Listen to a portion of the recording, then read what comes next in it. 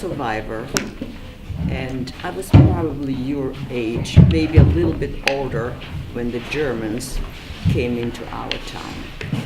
It was a little town, not too many Gentiles, a lot of Jewish people, you know. And the minute that the Germans came in, after a week or so, a couple weeks maybe, okay, a couple weeks maybe, they started to kill Jews for no reason at all. I was a child. I didn't know what was happening, you know. And before the Germans came in to our town,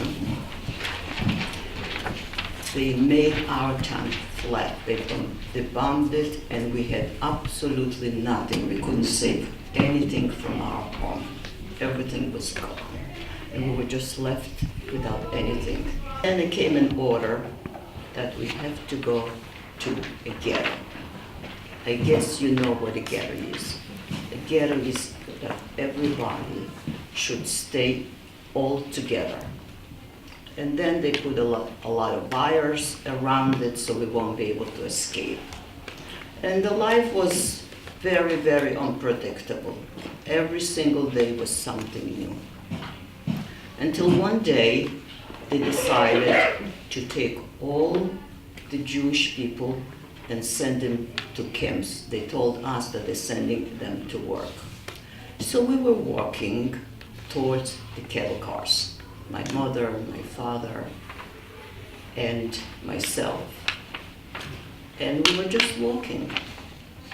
And then while we were staying, a friend of ours, she was my age, she came running to us and she says to my mother, "Can I walk with you?"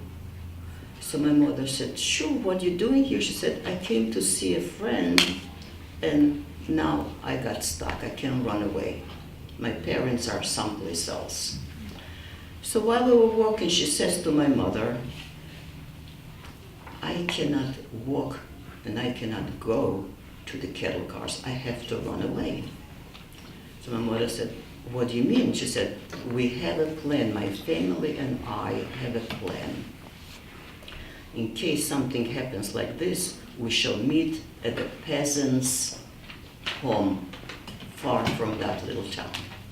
So my mother said to her, "If you're going to run away," we were just walking, it was easy to get off the street, we were not allowed to go on the pavement. "Take me," my name was Sarah, "take Sarah with you." And while we were getting closer and closer, she took my hands, she grabbed me, we came over already on the pavement, not on the streets. And I said to her, "What did you do?" She said, "We're going to run away together." I said, "Fine." So of course, the first thing what we did, we had to put in a little kerchief because I was blonde, my hair was straight, but she had curly blonde hair. And Jewish girls didn't have blonde hair, had blonde hair but curls.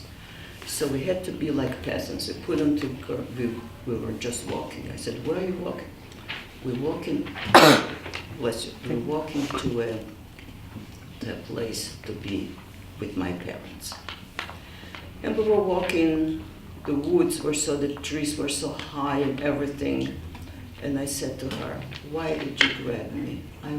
I should have gone together with my family." She said, "Let's not talk about it now." And while we were going, we see a lot of Germans far away in the fields. We're walking with a lot of trees, like a forest, small forest.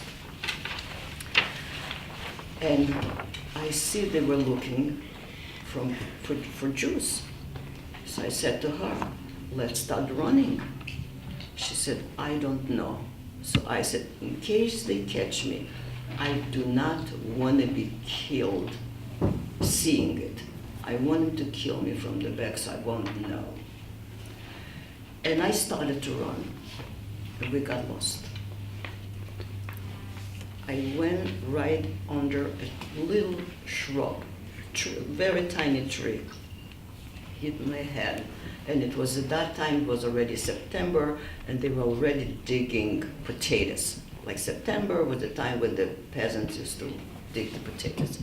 And I was just, and I see from far, you know, they were going with dogs, German dogs, and I just lay. When I opened my eyes, I was all by myself. And I said to myself, what am I going to do? I don't know where I am.